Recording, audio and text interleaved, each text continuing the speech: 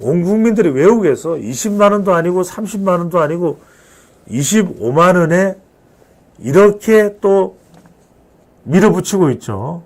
그러다가 요즘에는 조금 이제 반걸음 정도 물러나서 이걸 그렇다면은 선택적 지원, 선택적 복지.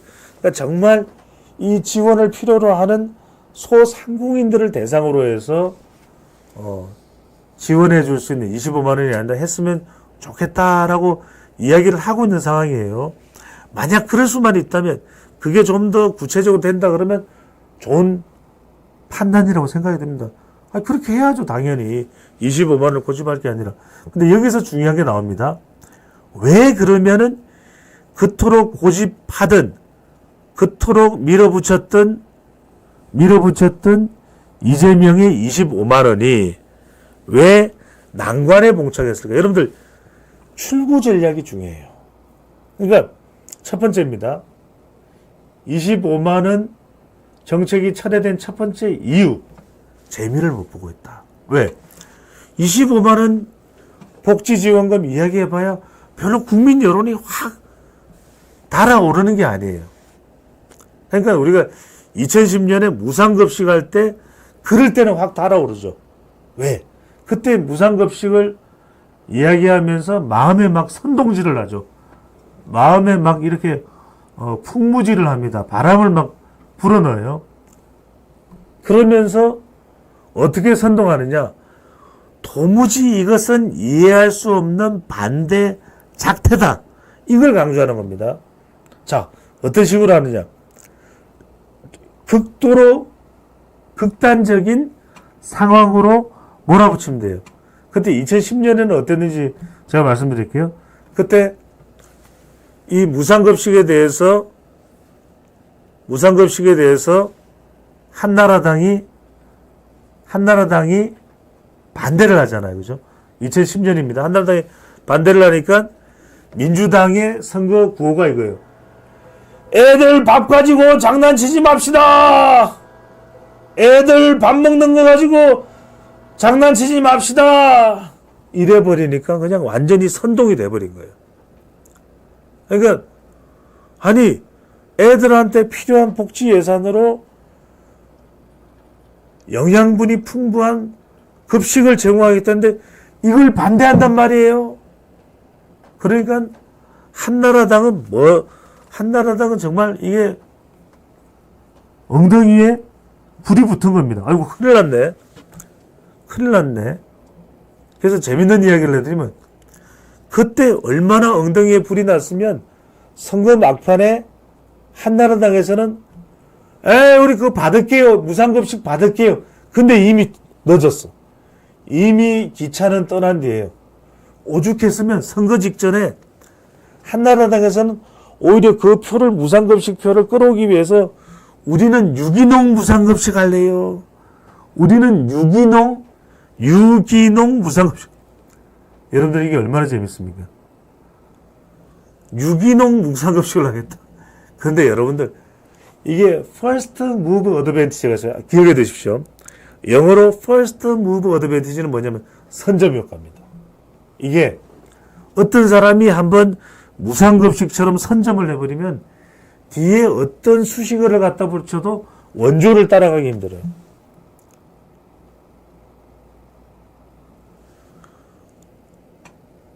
코리안 몬스터 류현진 선수가 싸이 영상 3위에까지 올라갈 정도로 야구를 잘한 선수예요. 투수예요. 그런데 우리가 그래도 미국 메이저리그 원조 대한민국 선수로 기억하는 사람은 누굽니까? 투머치 토크 채노팍 박찬호죠. 그러니까 이게 먼저 선점을 해버리는 게 중요한 거예요. 무상급식처럼. 그러니까 지금 이 25만 원 같은 경우에는 무상급식처럼 상황이 안 만들어져요. 왜? 이미 무상급식이 한 번 있었거든. 그러니까 무상급식에 한번 유권자들이 혹해서 유권자들이 혹해서 한번 경험이 있단 말이에요. 그러니까 이제는 우리 무상급식 같은 포퓰리즘에 흔들리지 않을 거예요. 그럼 25만 원은 뭐야? 포퓰리즘이에요. 그러니까 김동연 지사 발언 내용이 있으면 좀 올려줘요. 김동연 지사가 7일 날입니다. 지난 7일 날 토요일 날 지난 7일 토요일 날 토요일 3프로TV 여러분들 아시죠? 3프로TV 3프로TV에 출연을 합니다. 그래서 이 무상 25만 원 지원에 대해서 질문을 받을 거는 아이 뭐 그게 도움 되겠습니까? 국가 재정에 축만 나고 2020년 때 문재인 정부 때도 무상 지원하고 전국민 30만 원인가요? 아이 별 효과 없더라. 그러니까 쌍포로 까버린 거죠. 하나는 이재명을 까버린 것이고 김동연 지사가 하나는 문재인 전 대통령을 까버린 거죠. 자, 7일날 이거 보시오. 화면 보십시오. 돈이 하늘에서 떨어지나? 돈이 하늘에서 떨어지나? 돈 하늘인가? 이렇게 이제 비판을 해버리죠. 그러니까 25만원 지원법에 대해서 자기가 경제부총리까지 한 사람이잖아요. 아주대 총장을 한 사람이란 말이에요. 그러니까 말이 되나? 말이 안 된다 이러면서 공격을 해버리니까 이재명 대표도 좀 흔들립니다. 왜냐하면 지금 이 25만 원도 있지만 지난 여야 대표 만나면서 한동훈 대표를 만났을 때 통과시킬 만한 의제도 있었잖아요. 뭡니까? 금융투자소득세. 그런데 여야 대표회담 이후에 주식시장이 더 안 좋아. 지금 뭐 난리가 났습니다. 그러니까 개인들은 이재명 세금이다. 이재명 세금이다. 금융투자소득세 없앨 수 있는데 유지한다 그러면 지금은 유예하는 것도 여론이 들불처럼 일어나요. 그러니까 지금 이재명 대표가 금융투자소득세 이걸 폐지 안 하는 것에 대해서는 상당한 이제 반감이 있는 겁니다. 자, 우리 시청자분들 그 기억하시겠지만은 지난 대선 직후에 이재명 대표와 관련해서 나온 뉴스가 뭡니까? 대선 패배로 정신이 없던 시절에도 주식 거래를 했다. 주식 거래를 했던 것이 정황이 포착됐다라는 보도가 있었어. 그러면 개미 투자자, 물론 뭐 이재명 대표는 투자자 중에서 개미가 아니겠죠. 개미 투자자들이 이 아픔을 모른단 말이야. 소득 있는 곳에 과세가 있다. 우리가 토마스 제퍼슨이에요? 뭐는 뭐다. 물은 물이고 산은 산이다.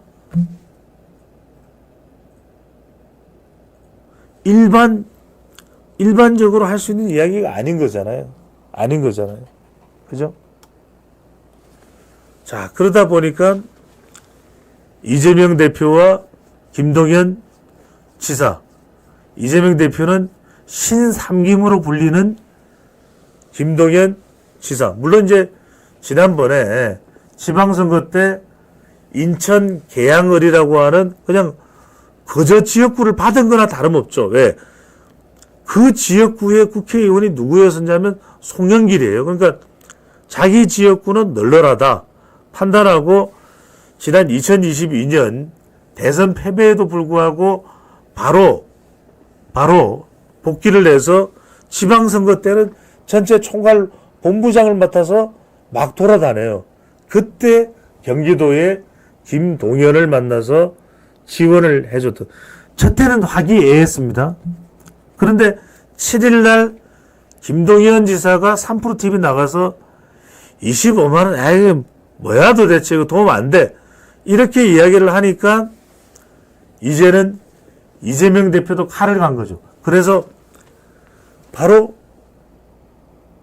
김동연 지사가 7일날 이재명 대표의 속을 뒤집어 놓은 그 다음날 어디로 갑니까? 이재명 대표는 어디로 갑니까? 그 사진 올려주세요. 어디로 가냐면 바로 문재인 전 대통령을 만나러 갑니다. 그 손을 번쩍 들어주는 사진 올려줘요. 문재인 전 대통령이 손을 번쩍 들어주는 사진 올려줘요. 다 계속해서 이유가 있는 겁니다. 이유가 있는 겁니다. 제가 이제 지금 아주 중요한 분석을 여러분들이 하고 있으니까 정말 귀를 쫑긋 세우고 들어주셔야 됩니다. 자, 그러고 나서는 김경수 전 지사가 복원되죠. 그 다음에 김동연 경기지사는 제일 다음 대선에서 라이벌이 된다 그러면은 현실적으로 이재명 대표에게 위협이 될 수 있는 라이벌은 김동연 경기지사죠. 김동연 경기지사가 팬덤까지는 아니더라도 또 중도에서 좋아하는 사람이 있어요. 그러다 보니까 신삼김 시대에도 대비를 하자. 그런데 마침 문재인 전 대통령은 완전 위기 국면이죠. 왜? 지금 문재인 전 대통령은 어떤 마음이냐? 딸 때문에 미쳐버리는 거예요. 딸 때문에 돌아버리는 거예요. 2012년 대선 때는 막 아들 이야기도 나왔었죠. 문준영. 근데 딸의 전사위가 문재인, 여러분들 간단합니다. 이 사안은 딸의 전사위인데 당시에는 사위예요. 사위인데 문재인 정부에서 임명받은 이상직 중소벤처기업진흥공단 이사장이 운영하고 있는 타이이스타젯의 전무로 채용이 된 거예요. 아니, 아무것도 아닌 사람이 그냥 어디서 뚝딱 하고 나타난 사람이 태국 이스타젯의 전무로 항공 분야에서 중요한 역할을 할 수밖에 없는 그 자리에 앉는다는 걸 상상할 수 있습니까? 장인어른 빽이 아니라면. 근데 지금 이게 수사에 들어가니까 문재인 전 대통령으로서는 완전히 개빡칠 수밖에 없겠죠. 어디? 딸을 통해서 이렇게 조여 들어온다? 아, 이거 위기인데? 위기야?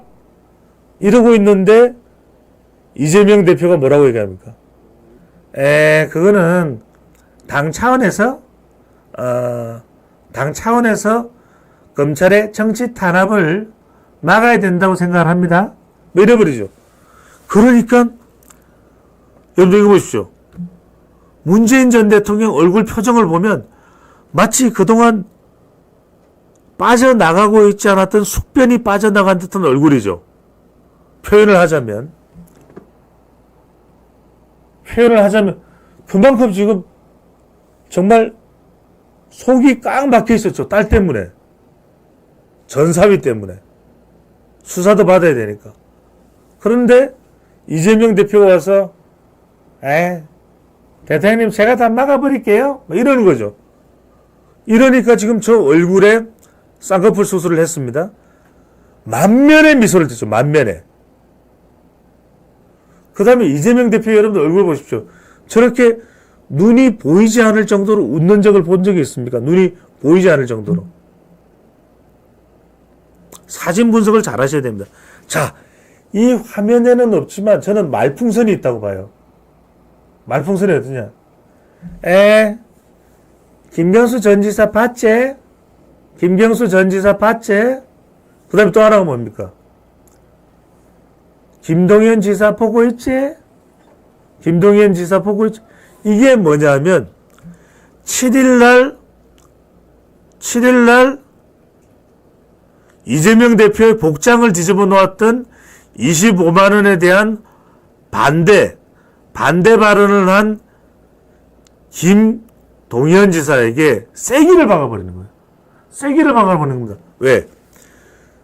문재인 정부의 청와대에서 일했던 많은 인력들이 김동연 지사에게 가 있다는 거예요. 차마 친명인 이재명 대표 쪽으로 오면 친명, 행제, 비명, 행사 할 수 있으니까 못 가고 김동연 쪽으로 갔는데 그러면 여차하면은 문재인 전 대통령이 도와줄 수도 있는 거 아니에요. 왜냐? 자기 사람들이 김동연한테 많이 가 있으니까 또 한 사람이 누굽니까? 바로 신삼김 중에 한 명이죠. 김경수 전 경남지사. 문재인 전 대통령하고는 둘은 가족이나 다름없어요. 그러니까 김경수가 출마한다 그러면 문 전 대통령은 누굴 도와야 돼요? 김경수를 도와야 되죠. 그런데 이게 뭡니까, 여러분들? 8일날 손을 번쩍 들어줍니다. 그러니까 이재명은 기쁨을 주체하지 못하고 이재명 대표는 지금 너무 기뻐. 좋아도 너무 좋은 거예요. 심지어는 오죽했으면 그 뒤에 있는 사람까지 반대소야.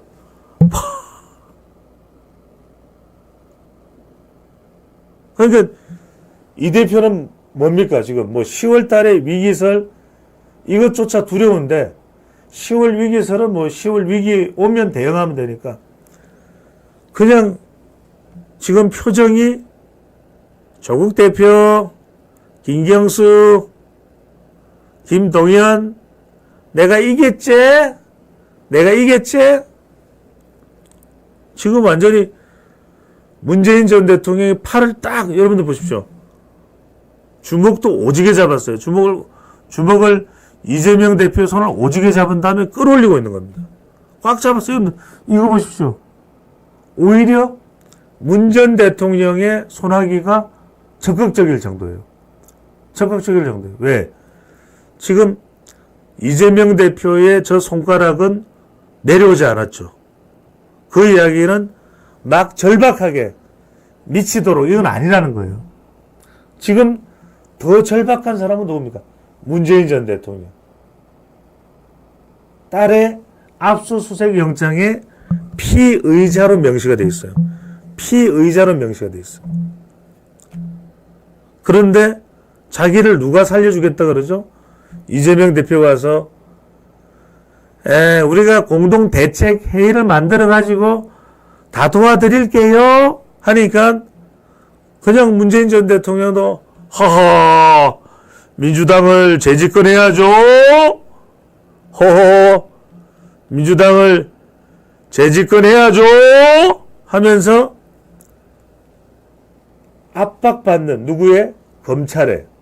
그럼 검찰에 더 넓은 의미에서는 국가를 지금 경영하고 있는 윤석열 대통령을 겨냥해서 그렇죠? 심지어는 윤석열 대통령을 문재인 전 대통령이 한번 공격까지 해주죠. 공격까지 해줍니다. 준비되지 않았죠. 그래서 어려움이 닥쳤죠. 막 이렇게 또 공격을 합니다.